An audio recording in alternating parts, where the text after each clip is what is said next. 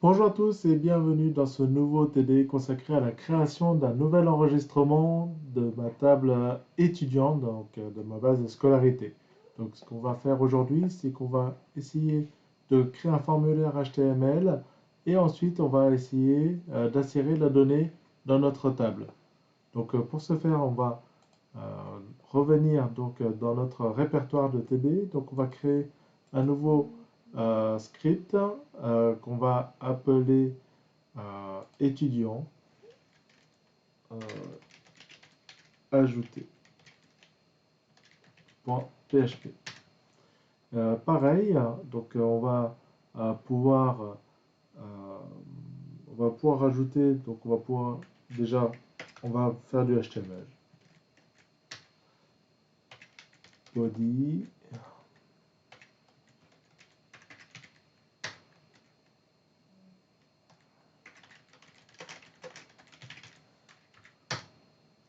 et on va rajouter notre formulaire. Donc H1, je sais pas pourquoi j'ai fait ça, mais bon.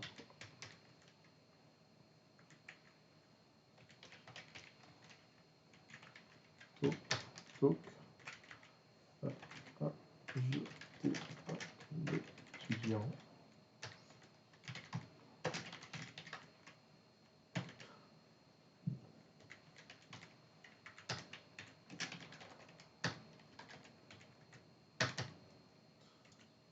Donc, on va mettre l'ensemble de nos champs et à chaque fois, on va mettre un retour à la ligne.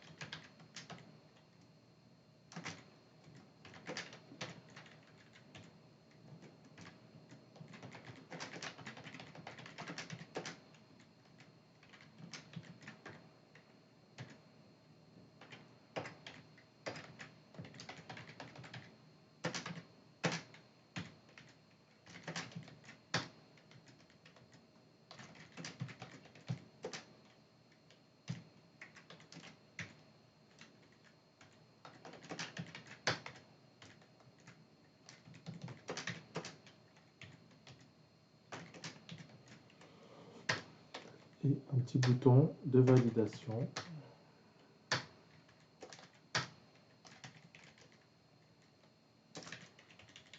Alors, pour l'ensemble de nos champs, je vais mettre des champs de type texte.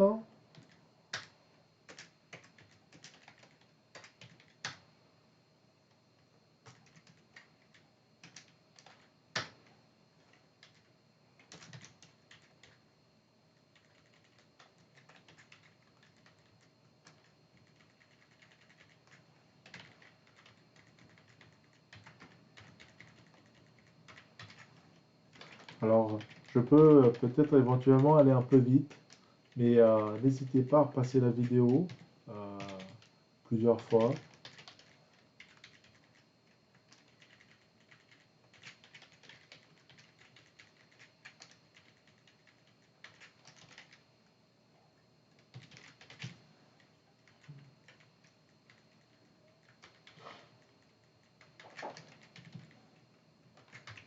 Donc là, j'ai mis tous mes champs texte, sauf le genre où je vais mettre une select box. Donc là, c'est champ de type select. Je pense que vous l'avez déjà vu dans un cours. Donc on peut mettre option value égale m et ou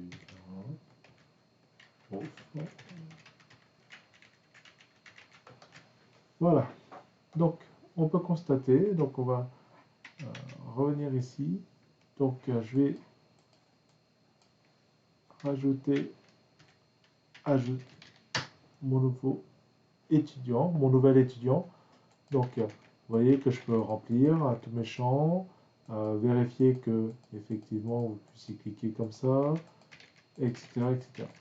Il ne va rien se passer donc à ce stade. Donc, je vais cliquer sur valider. Donc, qu'est-ce qu'on remarque? Quand je clique sur valider, vous voyez que ce qui se passe dans la réalité, c'est que vous allez envoyer l'ensemble de vos informations que vous avez saisies via le formulaire, donc un script, et ce script, eh ben, pour l'instant, c'est lui-même.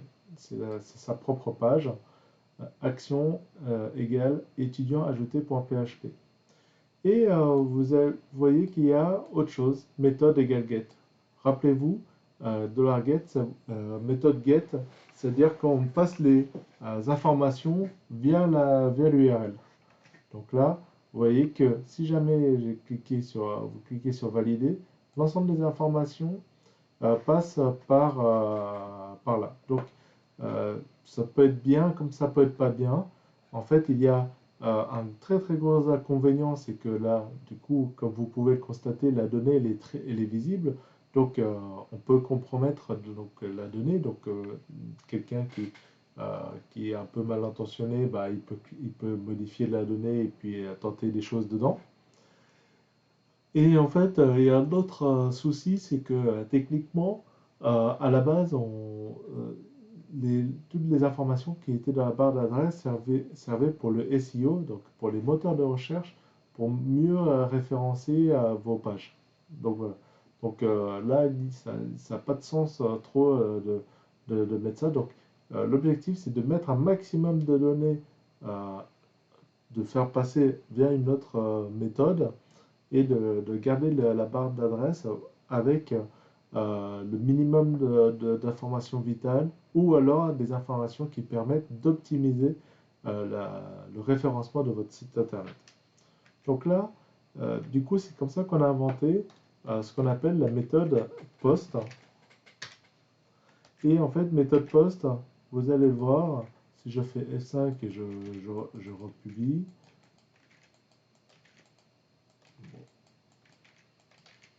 je valide, vous voyez que les informations ne sont pas passées là. Mais par contre, ça ne veut pas dire que les informations ne sont pas passées. Donc, quand vous cliquez sur outils de développement, donc ça vous ouvre un truc qui ressemble à ceci. Donc, vous faites F5.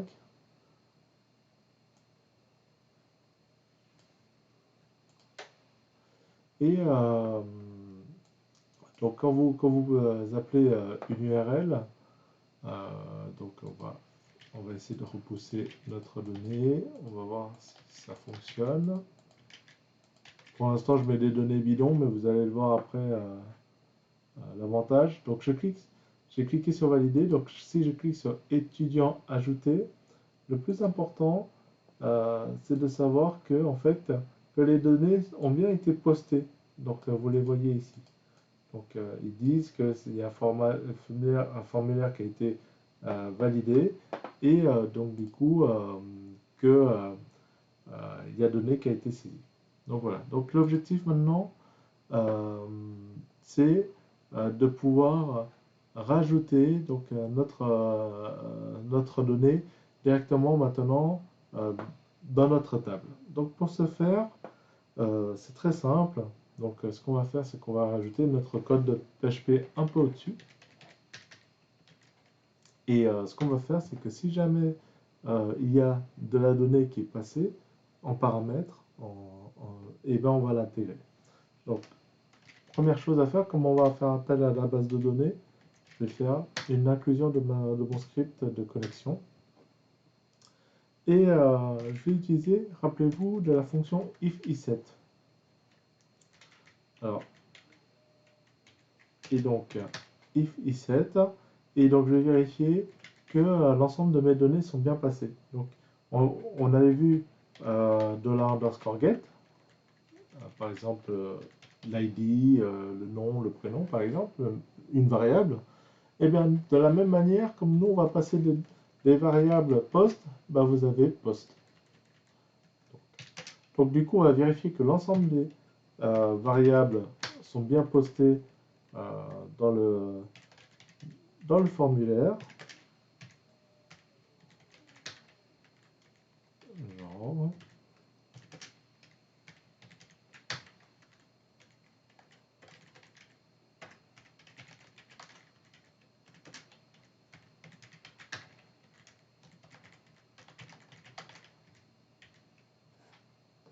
Alors, si jamais c'est trop long, n'hésitez pas à aller à la ligne.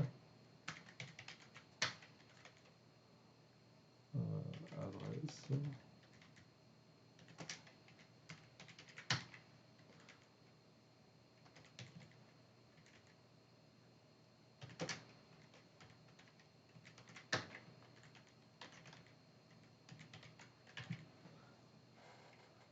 Alors, rappelez-vous que l'ensemble des données qui sont là, donc ces variables-là, ce sont les variables qui viennent de l'attribut qui s'appelle name de votre formulaire. D'accord? On va le voir parce que code postal, par exemple, dans ma table, il y a underscore et j'ai volontairement pas mis d'underscore ici pour que vous compreniez que c'est cette information-là qui se retrouve ici et que après vous en faites ce que vous voulez, vous l'intégrez dans votre requête SQL. Mais sinon, si vous voulez être cohérent, vous pourriez très bien mettre underscore ici et également ici. Voilà. Donc c'est vous qui voyez. Ensuite, maintenant qu'on a réussi à intégrer à rentrer dans le if, donc c'est-à-dire qu'on appuie sur le bouton valider, donc on rentre dans le if. Donc si la première fois on rentre on essaie de charger la page, pareil, ça rentre pas dans le if, on affiche juste le formulaire. Donc on va récupérer les variables. Le mieux c'est peut-être de le faire de cette manière-là. C'est la manière la plus, on va dire, la plus simple.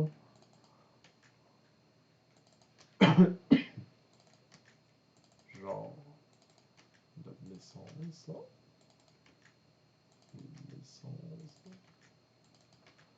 Après, on va voir, parce on va concaténer un peu les informations. Euh, vous pourriez, si vous le voulez, euh, concaténer directement les données. Vous n'êtes pas obligé de passer par la mise sous variable de l'ensemble des données que vous récupérez. Mais bon, pour la compréhension, en tout cas, on va faire comme ça, euh, ce qui est déjà très très bien. Hop, hop, et là, on est bien. Donc, si vous jamais vous êtes un peu consciencieux, voilà, vous alignez un petit peu, histoire de donner un peu d'air à votre code. Donc voilà. Donc, maintenant qu'on a fait ça, ce qu'il faut faire, c'est une requête d'insertion. Donc, je vais l'appeler SQL insert. Et vous le verrez également avec votre prof de base de données, hein, mais pour insérer dans une table, c'est insert into étudiant. Ensuite, la liste de vos champs dans votre table, de la table de votre base de données. Donc, nom, prénom, genre, date de naissance, naissance, adresse, code postal et ville. Vous avez bien remarqué que j'ai bien mis l'underscore à code postal parce que c'est le champ qui est dans ma table et pas la variable code postal qui est ici. Et ensuite, vous avez besoin de values. Et qu'est-ce qu'on met dans values? On va mettre l'ensemble, on va concaténer l'ensemble des variables qui viennent d'ici. Il y en a 1, 2, 3, 4, 5, 6, 7, 8. 1, 2, 3, 4, 5, 6, 7. Voilà. Nom, prénom, genre, date de naissance, lieu de naissance, adresse, code postal et ville. Attention, il faut le mettre dans le même ordre que ce que vous avez mis au-dessus. D'accord? Si vous avez mis ville avant code postal, ici, il faudra mettre ville avant code postal. Donc voilà. Donc, une fois que vous avez fait ça, vous allez faire préparer la requête. On va préparer la requête. $SQL insert. Et si j'ai réussi, on va voir.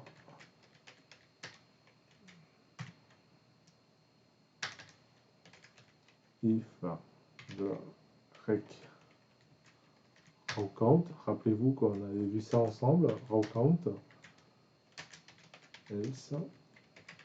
Alors, je ne vous l'ai peut-être pas dit, mais else, si jamais il n'y a qu'une seule ligne, une seule instruction, vous n'êtes pas obligé de mettre des accolades. Mais sinon, c'est bien d'essayer de toujours en mettre. Comme ça, vous ne pourrez pas vous tromper.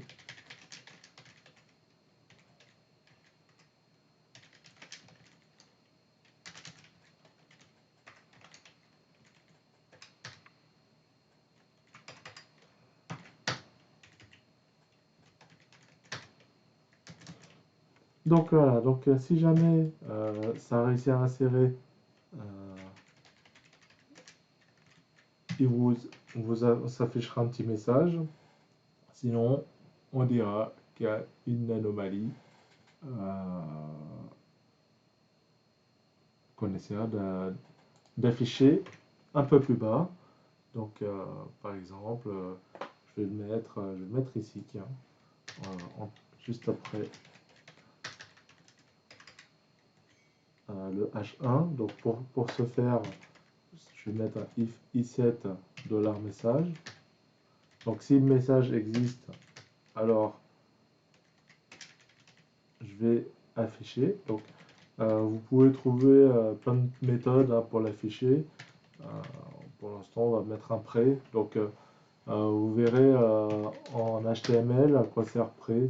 Donc, généralement, vous affichez du code avec ou des informations préformatées. Donc voilà, donc on y est. Donc on a à peu près tout bon, je pense.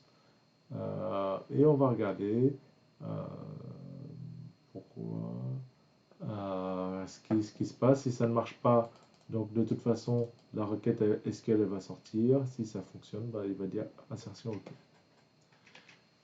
Donc F5. Donc là, par exemple, il me dit erreur de requête SQL. Donc il a retenté de faire sa requête. Donc en fait, on va se mettre dans une situation à peu près normale. Donc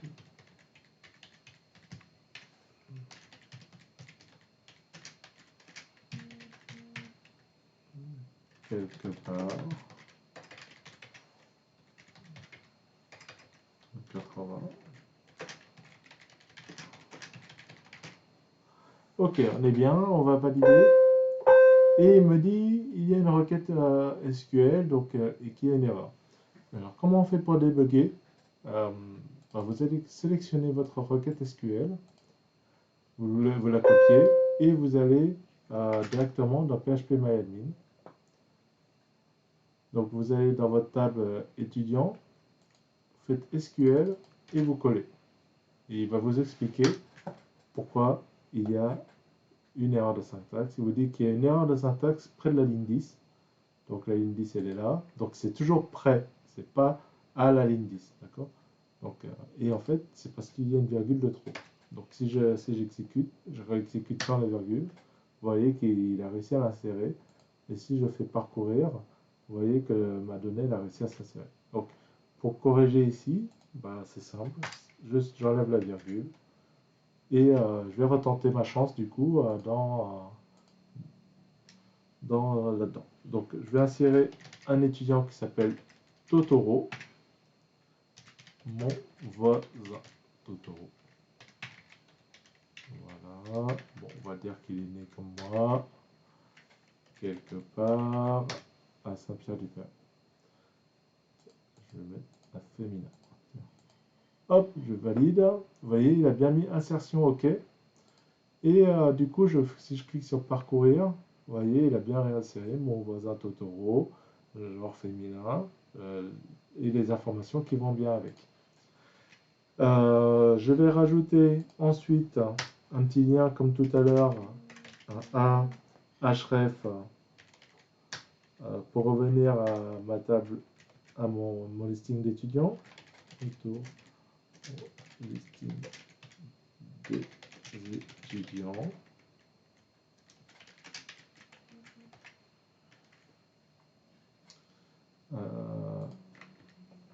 Et du coup, je peux cliquer là. Vous voyez que je peux afficher mes données ici. Par contre, pour ajouter un étudiant, il me faut un petit lien. Donc ici, je vais cliquer, je vais copier ce qu'il y a ici. Et je vais aller dans étudiant. Je vais coller. Et je vais créer un petit bouton. Je vais faire un petit lien, ajouter un nouvel étudiant.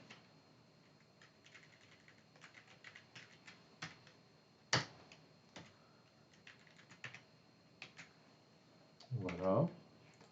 Je fais F5. Vous voyez, donc là, je clique là. Je peux revenir. Je peux aller et revenir. Donc voilà, donc j'espère que vous avez pu euh, réussir à faire ce TD tranquillement dans votre coin. Si jamais vous avez la moindre question, bien sûr, n'hésitez pas à venir vers moi et à me poser vos questions. La prochaine fois, on fera les mises à jour de mes données.